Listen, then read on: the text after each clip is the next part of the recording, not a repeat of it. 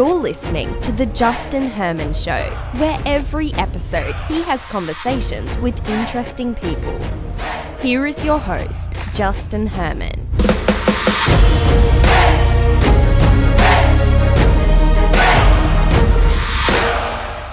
Well, hey everyone, really excited for this conversation with Kathi Lipp. You may not know her. She's written books before. She's very smart, and she had a very unique upbringing, kind of being raised by hoarders. And she talks a lot about that. We talk a lot about organization, how to organize your life. I think when everyone's sitting at home right now, they're probably looking around their house saying, oh my gosh, I have a ton of stuff. Maybe I should start cleaning things out. And I know you might think, well, that sounds like a weird conversation. It is an awesome conversation. You're totally going to dig it because it's different, and it's authentic, and it's fun. And I hope you really enjoy it. She's a new book that's coming out, and they're actually fast tracking it. The digital copy will be out very, very soon. So I hope you enjoy this conversation with Kathi Lipp. We're going to put some links in the show notes. And just so you know, there are definitely some audio issues with the recording. We recorded it and had some little snafu issues on our phone at certain points. So then, we stop and I call her back and yada, yada, yada. I decided not to edit any of those things out because, we didn't swear, and it just makes the conversation feel more authentic, and you'll get the flow of it. And I think it's kind of hilarious. So enjoy my conversation with the one, the only Kathi Lipp. Here we go.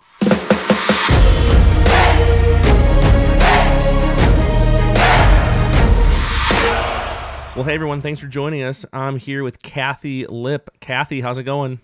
It's great. How about you, Justin? Really good, really good. And full disclosure, we had something scheduled, and I had to cancel it last minute because my son broke his arm, and you were very kind, very generous in rescheduling with me. So thank you. Anybody who has to take their kid to any kind of medical professional right now gets all the grace in the world, and I'm glad he's doing okay.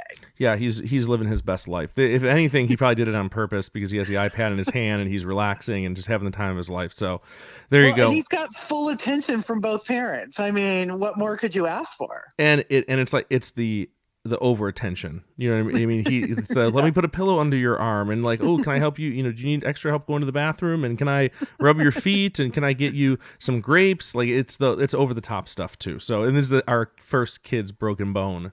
Totally understood. This is exactly how any parent would behave. You've got all the right check marks. So for those who may not be familiar with you, Kathi, can you just give a quick once-over of who you are, what you've done, where you've done it, and I'm really excited to talk about your brand new book.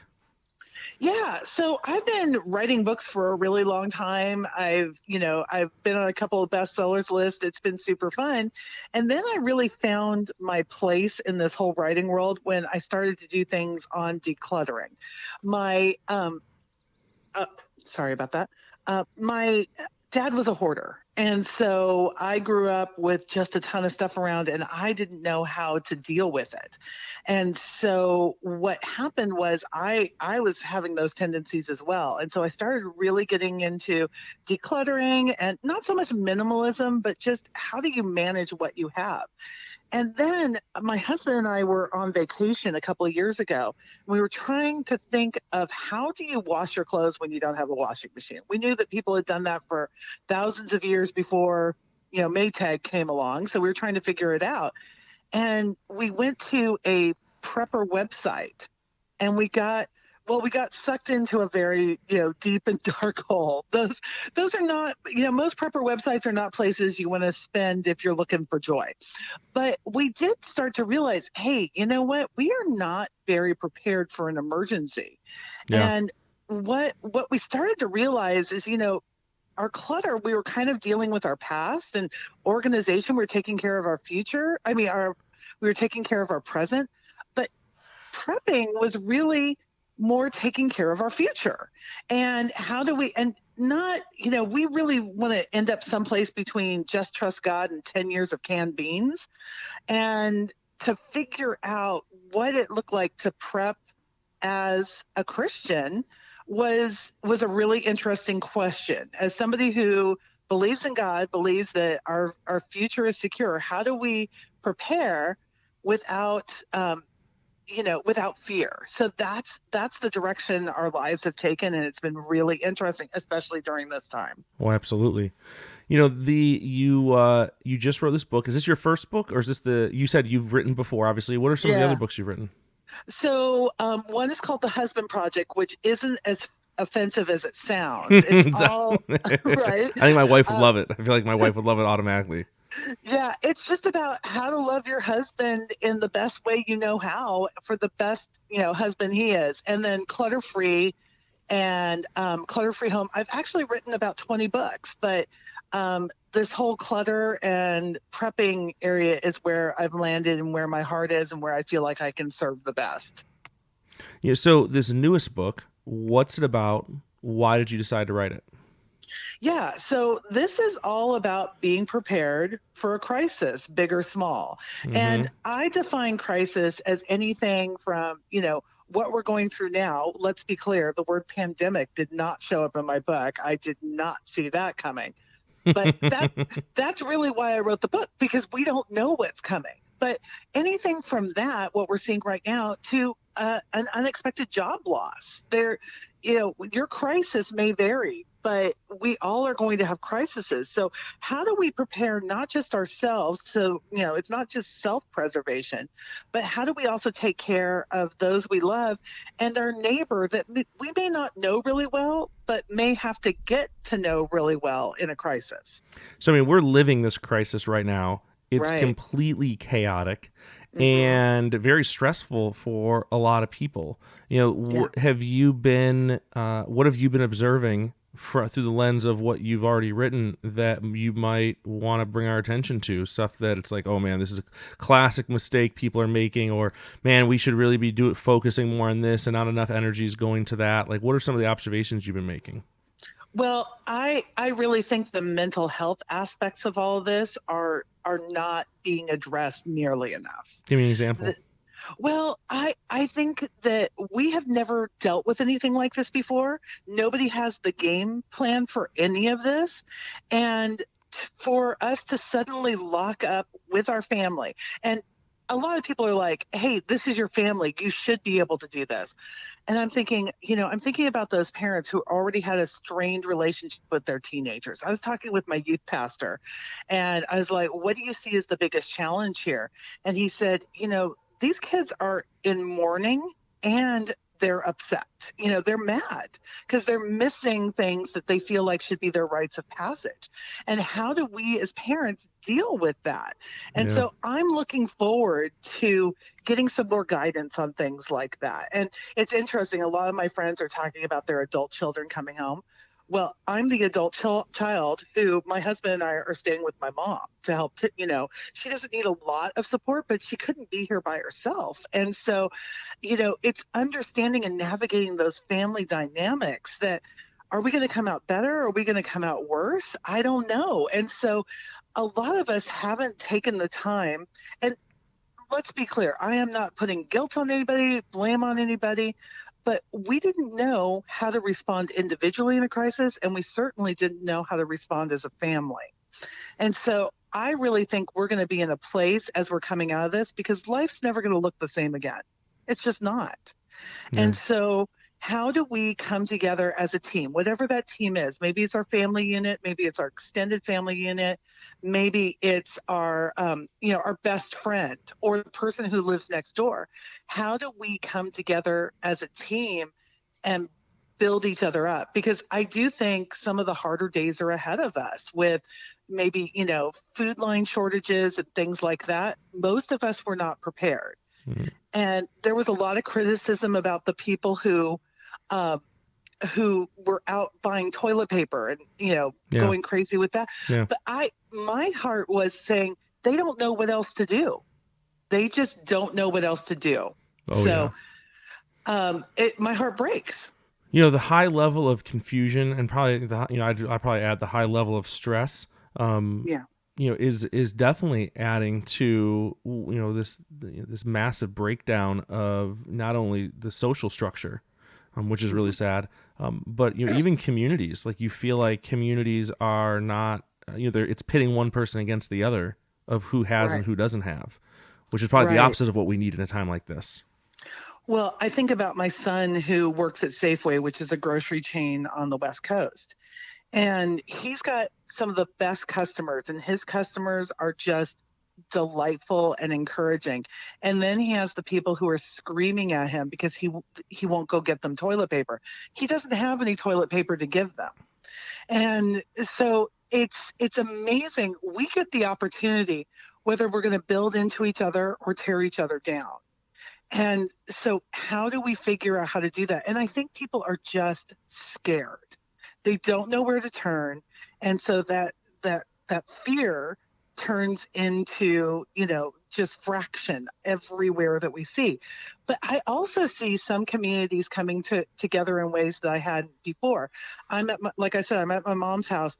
I don't know the people who live around her, but the number of people who are coming to check and just, from 12 feet away saying, hey, just wanted to make sure Connie has what she needs Yeah. is really renewing my faith that people, when they get to a place of feeling like, okay, I've got myself situated, now I can go check on my neighbor. Yeah. That gives me a lot of hope. What are some of the bigger themes in your book if someone was going to check it out? Because, I mean, this is a perfect time for someone to hop on Amazon, grab a book, start reading through it. And I feel like this topic, I mean, it completely hits where we're at right now. What are some of the broader themes that you'd point to and say that, this is the reason they should pick up the book, especially a time like this?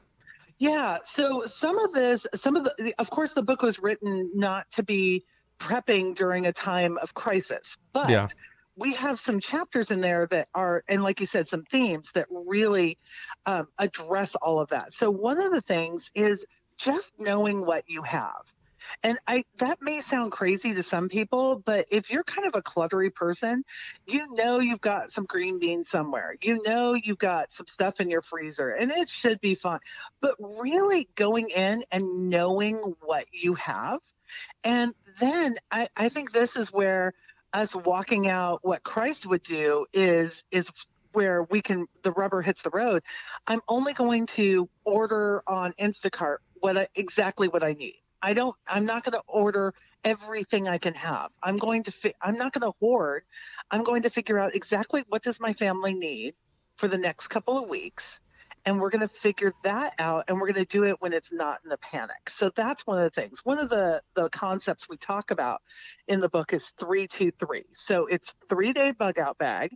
So if you had to leave your house with 5 minutes notice, would you have everything you need in one place? And then 2, the 2 in that is 2 weeks sheltering in place, which, by the way, when my reader team read that originally, they thought I was crazy. They thought, Kathi, you are so over dramatic. And I'm like, well, you better tell that to the Red Cross, because the Red Cross says that's exactly what you should have. And now everybody thinks, hey, maybe not so crazy. And then the last one of the 3-2-3 is 3 months worth of emergency funds. So that's not funds that you would have, to live day to day, but how could me and my family survive for 3 months on the finances we had? So that may not even include paying mortgage or rent. And, fortunately in this crisis, we've been given some leeway for those who have lost jobs or have been furloughed. But to be able to say, hey, I have enough to at least survive for 3 months is a great place to start. What was it like growing up? You said you grew up in a hoarding culture. Yeah. What was that like? So people, I'm sure, maybe have watched the Hoarding show. I haven't seen a single episode, other than as I'm flipping through, I see these clips, and it's a lot of stuff, obviously. But I would put my grandmother in the hoarding category, even though I was a young child when I experienced how she lived. And I didn't have a word for it. I just knew that her house was full of stuff, and you got to be careful where you walk, because you don't know if you're going to walk on something gross or if something's going to fall on you. So, and my mom, and then the decision was made that my mom doesn't let me go over there anymore. So that's what I remember as a 6, 7, 8-year-old. You know what I mean? And then I haven't really thought about it a lot. Actually, this conversation sparked that memory. That's something I haven't probably thought about in a very, very long time. So, what was it like for you? Yeah. So With my dad, I would say he was on the spectrum. He probably would be classified today as Asperger's. Okay. And, it was very hard to relate to him.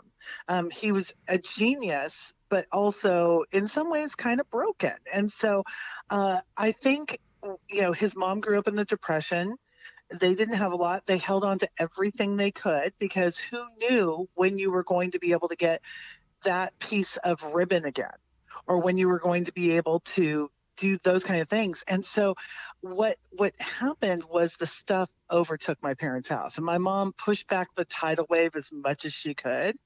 But when you're dealing with a true hoarder, you can't. There's no way of pushing back. And I'm sure your mom tried to help your grandmother. I'm sure other people tried to.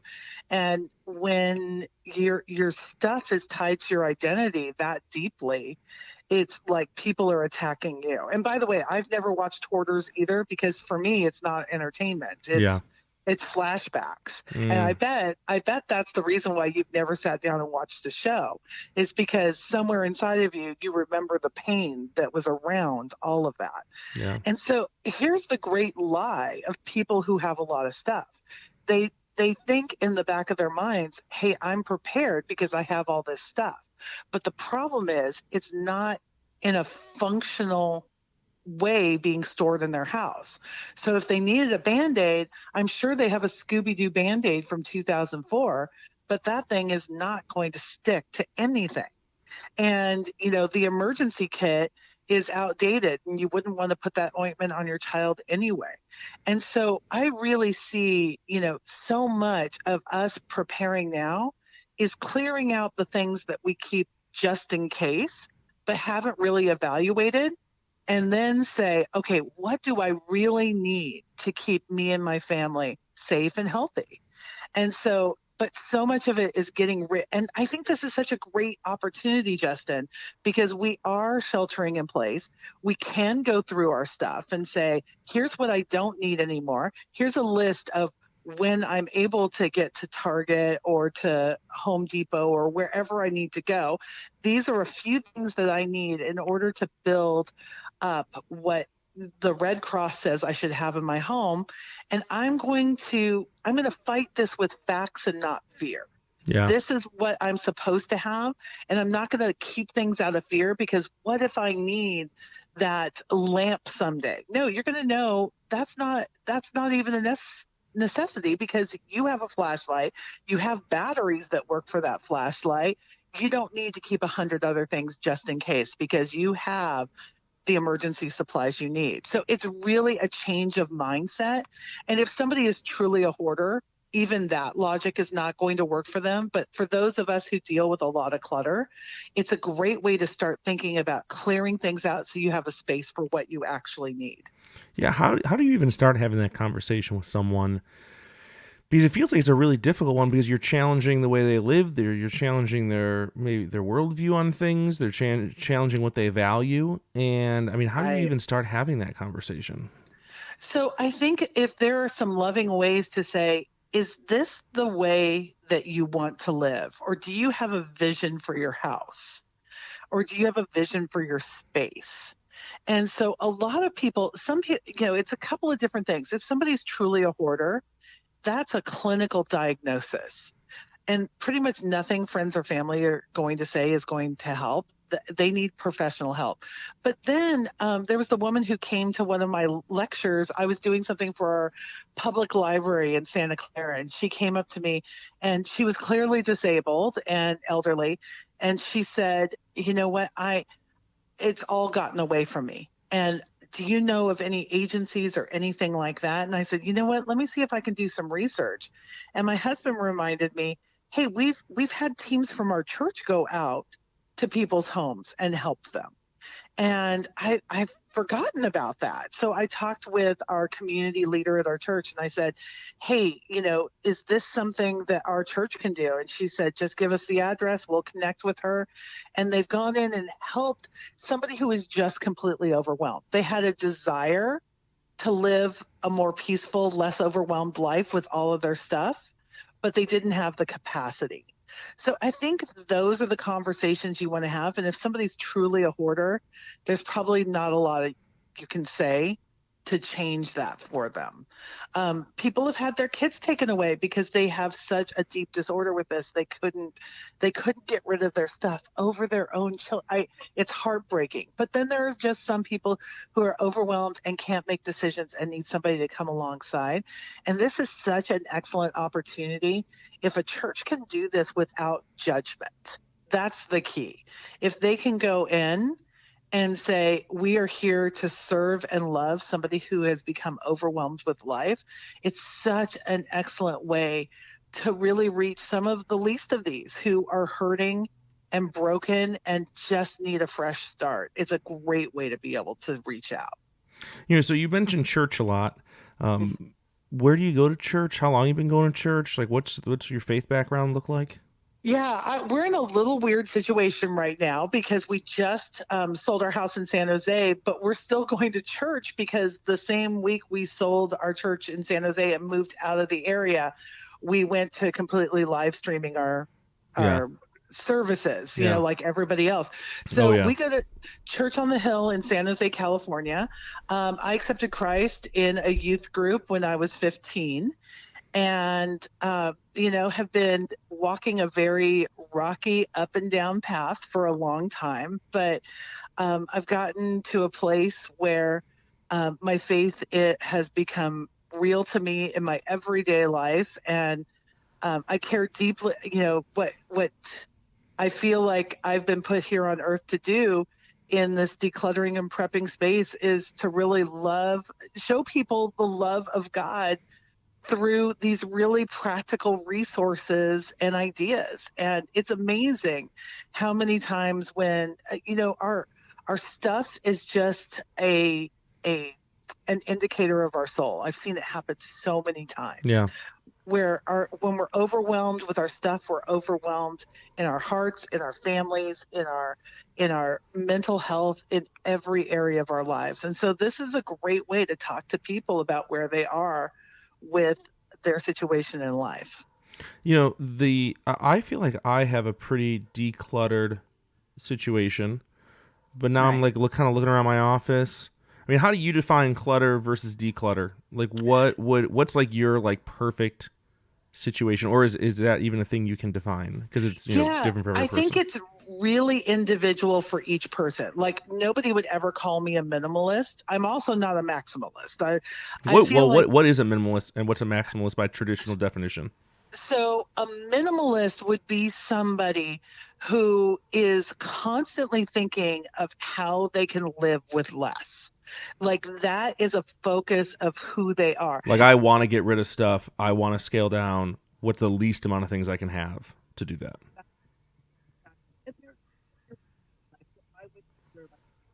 Like when my husband and I went a month-long trip, we took exactly one backpack and one carry-on bag. That's why I had to figure out the whole laundry thing because we had to do laundry so much. But I am not afraid of stuff.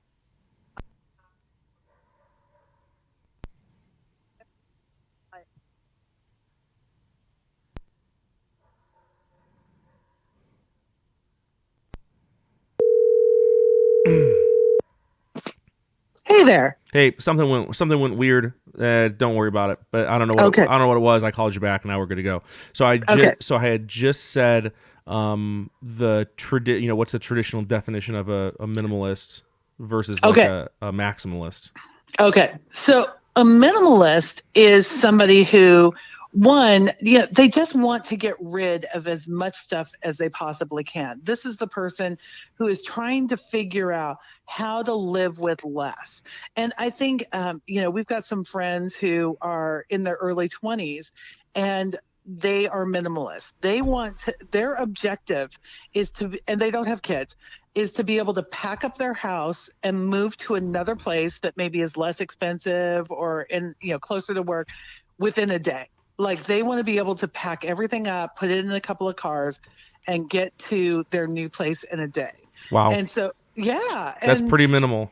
It's pretty minimal, and it's really interesting. And this is why I love what they have defined, is because this happens to be our worship pastor and his wife, and they are so focused on travel right now. This is before they have kids. They want to be able to travel and see the world, and so they put a lot of effort into minimizing their possessions so that they are free to go do those great things. And I think that's amazing.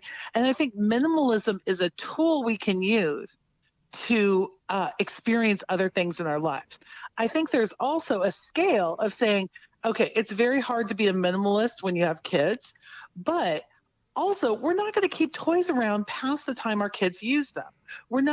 We are constantly figuring out how to have stuff in our home, but not have it longer than we need. And I'd say that's more of where I land, is I have stuff in my home, but when I'm done with a book, I give away the book. When that coffee mug no longer serves me, I give it away. I try to think, do I really need this book in a physical form, or can I have it on Kindle?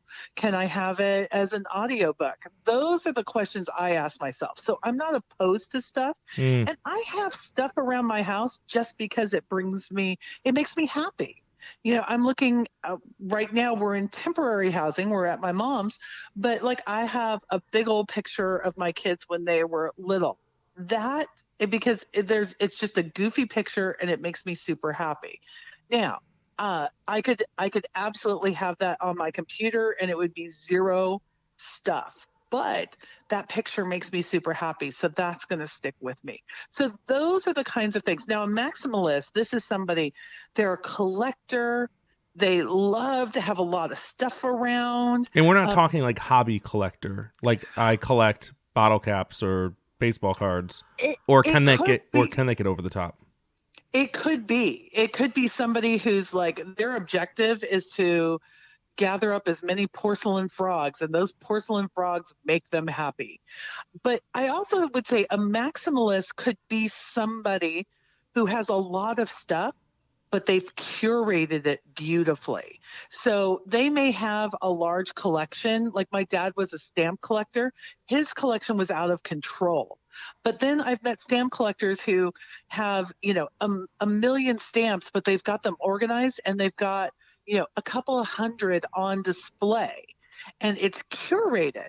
And so they have more stuff than other people, but they've done it in a thoughtful way. Yeah. I think about, there's a guy named Christian Ringel who lives in Norway, and he has the world's largest small bottle collection, like little bottles of liquor, little bottles of, everything. And his wife is like, are you kidding me? He ended up creating a museum in Oslo to display all these curated collections of bottles. Like there's the Disney Room, and there's the KLA, which is an airline in Europe. They give out bottles all the time. And so what he did is he curated everything. And so it's not, I think when I think about cluttery people, you can have as little stuff as you want or as much stuff as you want. But is it interfering with your life? And if it's interfering with your life and relationships, then that's clutter that needs to be dealt with. Or your purpose in life. If you want to start a business, but you can't find your checkbook on a regular basis, that is when you need to get purposeful about the clutter. And that's why I put clutter and prepping together, because I think the clutter is keeping a lot of people from being prepared. All right. So if this obviously is a good downtime as well for people to take a look at the stuff they have. I mean, you're a lot of people sitting at home literally every day. They're sitting at home. Right. What is the first couple steps? Like, what are the first couple questions that you would ask? I feel like the broader question of, is this impeding relationships? Is this impeding my life?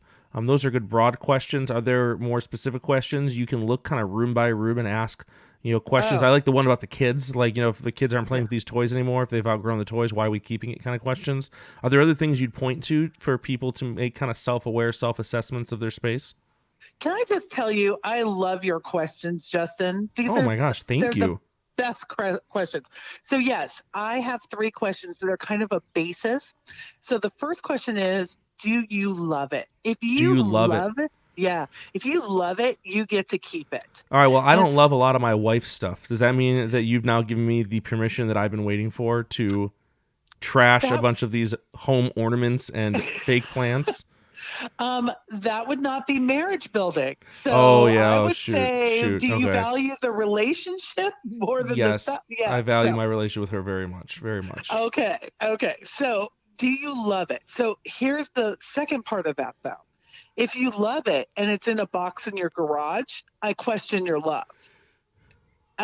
So I need you to think about, excuse me, if you love it, is it someplace where you can look at it and appreciate it or use it? Or are you just waiting for someday when your life changes to be able to use that thing?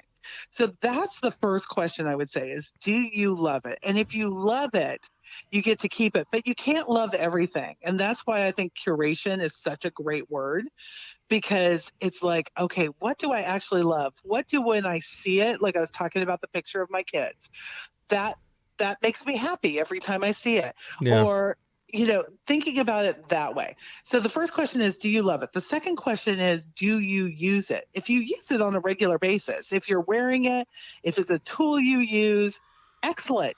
You get to keep that. So you And might then, love it. You might love it, but if you're not using this thing you love, then right. it may now find it. Even though you love it, it may now Yeah. find its way out the door if it's not something you use. So a lot of things that I loved that I didn't use, I would take a picture of because I could love it as well in a picture as I could on a shelf.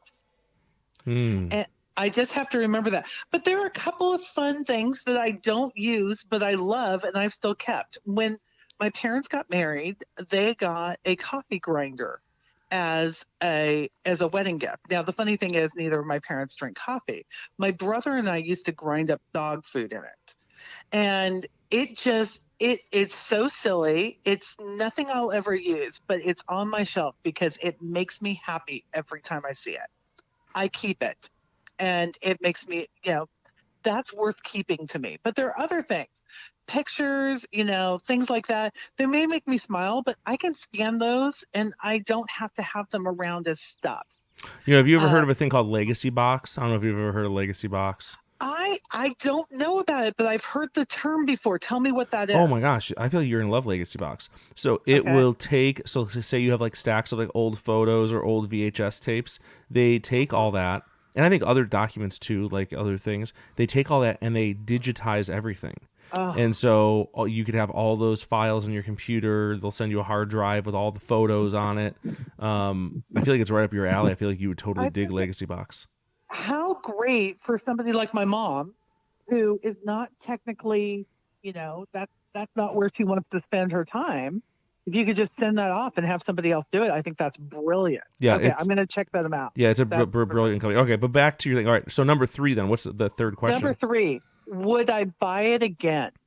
So Ooh. yeah. So, and this, somebody recently told me, she said, I had to tell myself, would I buy it again at full price? I'm like, oh, that's a good question.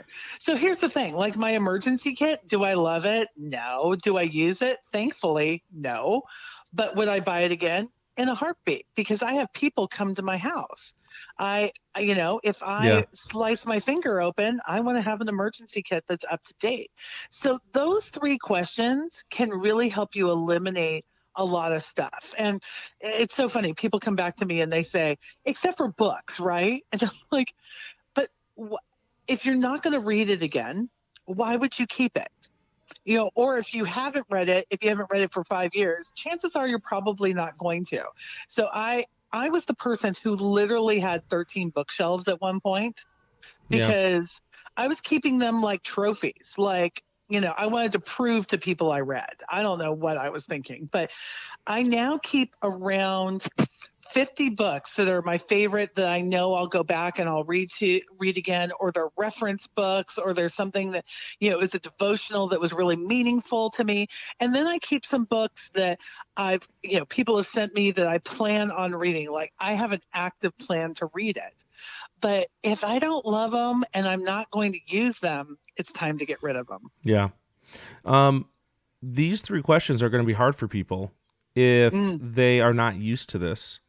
Right. I'm sure you've talked to people who they hear that and they're like, I've never done anything. I've never done it before, or I'm just not, I'm just not ready to scale down stuff, or, I need other people's opinions.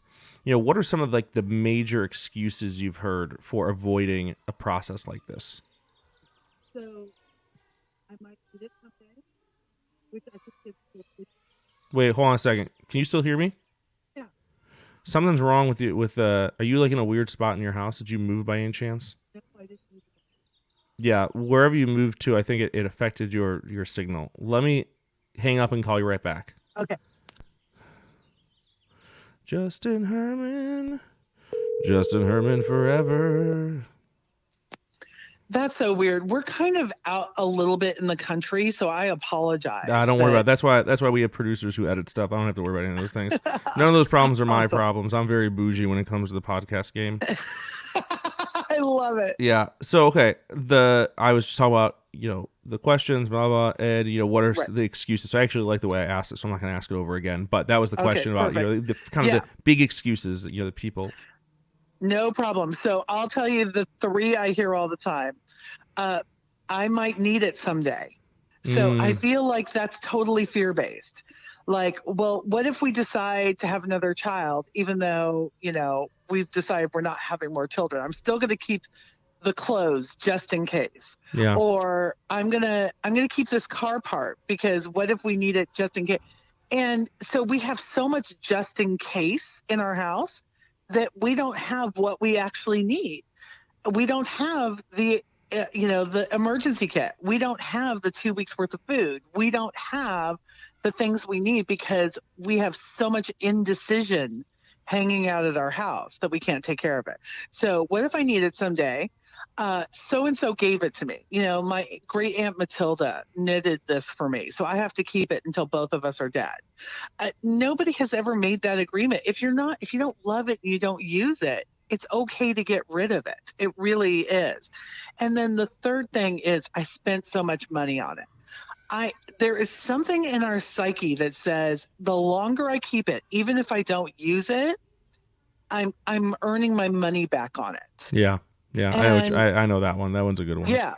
That's one that I've struggled with before. Mm-hmm. But we've all made mistakes when we purchase something. So the goal is, can you return it? Great. If you can't return it, then maybe that item was just supposed to pass through your hands for a moment until it got to the right person. Yeah. You bought those shoes. They were uncomfortable. Just let me tell you a quick story. When I was a single mom, I say we were 4-syllable broke. We were baroque. We had nothing. And my kids were getting ready to go to junior high. One was going into 6th grade. One was going into 8th grade. And my son had a size 12 shoe. You as a man know what that's like. For any women who are listening, it's like the size of a skateboard. And he had no shoes to go back to school. And I couldn't do what I was used to doing, just going to the mall and buying him what he wanted. So we ended up going to Goodwill. And we'd been to Goodwill before to drop things off. We'd never been there as customers. And so we go to the shoe department and we're looking at the size 12s.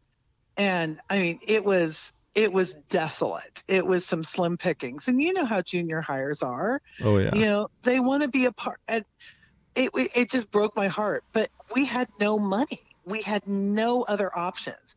And he just looked totally defeated. And we were there and he goes, "Mom, I want shoes like that." And he pointed to some Nikes that were off to the side, but they were in the section that said 8.5. And I'm like, "Bud, we would have to cut off the toes of those shoes." And I go and I pick them up because I was just curious. They look brand new. And I'm like, how much would these be brand new? And I look at it and Justin, I'm not kidding you, they're a size 12.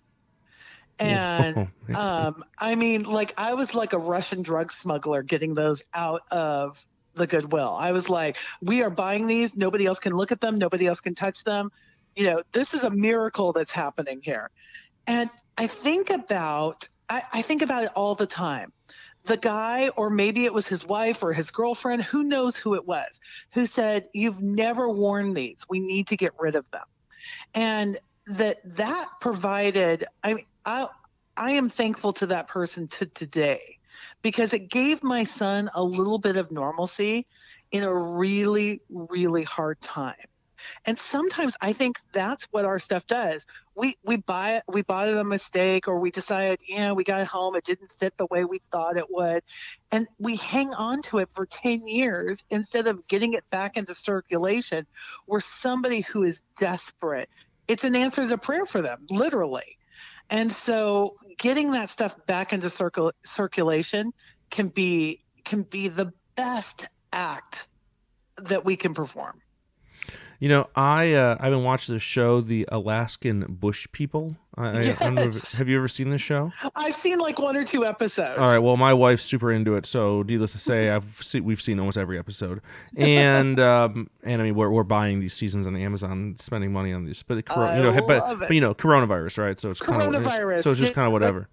Yes. So watching the show, and they regularly talk about being in the bush, repurposing stuff, sharing stuff, bartering for stuff. They'll have these bush towns where they have rooms or buildings where people just leave stuff, and then people just can come and pick up stuff and leave other stuff, and it's just like these trading post areas. What do you what are some of the aspects of that? Because the whole bush lifestyle, I'm not moving to the bush. Okay, that's not gonna happen. I'm not hunting animals like that. That's great for some people. It's not great for me. But I think there's pearls to pull from those examples that we could implement into our lives or into society that might do more good. Like there's a little library box down the street from my house in front of someone else's residential house. Leave a book, take a book. Like the whole thing is just great. What do you think about that? Oh, okay. So first of all, I think your best resources in a crisis are going to be the people who live around you. And if you haven't started to yet, this is where I call it extreme neighborliness. We are going to take our neighborliness to an extreme level. So like I put on this conference every year, and we always have tons of leftover food. And I used to give it, I still do give it to some of the kids at our church. But what I've done is I've gone to packaging it up and taking it to our neighbors who have little kids. And it's buca de beppo. It's nothing really super fancy, but them not having to cook that night is like the best night of their week. Mm-hmm. And so to think about it, like, how can I be an impact on my neighbors, not in a creepy way, but in like, I have extra, can I share with you? So like somebody brought us a ton of apples from Washington. It was more than we could ever use. So we were sharing it with our neighbors, and we told them, hey, we got this for free. And our next door neighbor had a bougainvillea bush and was chopping it down, and we bought a chipper because that bougainvillea bush kept coming on to our property, and those are a pain to take care of. So we finally bought a chipper for all the branches. And when I said, hey, Rob, do you want to use our chipper? I thought I saw a tear in his eye. And when we start to realize not everybody on the block needs a chipper, not everybody on the block needs a tree house, that when we're not in the midst of a pandemic, we can share those things. And even in the midst of a pandemic, we can be smart about sharing things. And to say, you know what, we are here for each other. I have a friend who lives in Oregon, and they've organized in their community because they have a lot of elderly people on their block. She's in her 30s, but she's become part of this task force where what they've done is if there's an emergency, an earthquake or anything, that their job is to go, if they're okay, to hang a piece of ribbon on their front doorknob. And if somebody walks along and sees there's no ribbon on that doorknob, they go and check on them. And you can only do that when you're in community. So to think about how are non-threatening ways that I can build into the lives of the people I have. And when I just said we just sold our house of 20 years in San Jose, we've moved to the mountains. And I mean, we're about as close to Alaskan bush people as you can get in Northern California, but in a really nice house. We're really, really fortunate. We use it as a writer's retreat, but we all have to rely on each other there. We have our fire station is a volunteer fire station. And we have somebody else who has a snowplow. We have somebody else who is able to, I'm the one who, if we are in a situation, we bring dinners to other people who live on the mountain because I can cook in bulk. And when the campfires happened in Paradise, California, we were able to open up our house to 3 different families and say, come stay with us, because we know we had the space available. And here's the thing, Justin, each of us has a resource. I don't know what your resource is. It's either going to be space, time, energy, or money. Mm-hmm.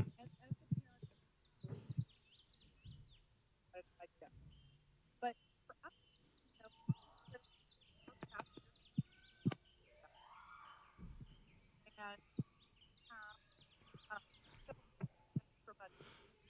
Hello? Can you hear me? I can hear you. No, it dropped out right after you said the 3 things, like the money or something. Then it cut out. I'll repeat those. Yeah, sorry about that. Those. No problem.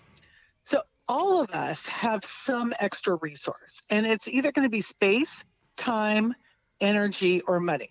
And you're the parent of small children. You may feel like you have none of those right now. I get it. But I'm guessing compared to some of your neighbors, you may have a little more energy than they do.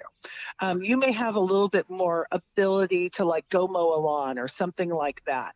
And so we have to think through what are our resources and how can we use our specific resources to help others out. For some people, they don't have 2 nickels to rub together. And I get it. I've been in that circumstance. So that's my time to step up and say, how can I help this person financially? Or it's my time to step up and say, can I provide a meal? Because that's my superpower. We all have a superpower. My husband's is getting tech to work in places where tech is not supposed to work. Yeah. Mine is feeding people with a can of Spam, some ramen noodles, and a can of jelly. We all have our superpowers. So how do you build into your neighbors? How do you build into your community and say, here's how I share my extra? I love that. It's been so great talking with you, and this has been so enjoyable. If people want to go check out your book, where can they get a copy of it? Yeah, so if you go to kathilipp.com, and let me spell it for you. It's KATHILIPP.com, and /RFA. So, or you can just go to that site. We'll have places there for you. But here's what I want you to do. There are so many free resources on that page, like inventories for your food, your freezer, your pantry, all that kind of stuff, the first chapter of the book, and places to order the book. And if you order it before May 19th, we have a ton of free downloads, including a homeschooling curriculum to help your family be prepared for anything. And since all of us have become instant homeschoolers now, it's a really fun resource. It's not fear-inducing, but it's something you as a family can work on together. I love it. Thank you so much for spending time with us. You are wonderful. This is a really fun conversation. You are hilarious and interesting and have really great stories. I like you. We got to have you back on sometime. Justin, I would love it because you ask the best questions and you let me nerd out about stuff like Alaskan bush people, and that just thrills my heart. Have a really great day. Stay healthy and keep having fun. Yes, you too.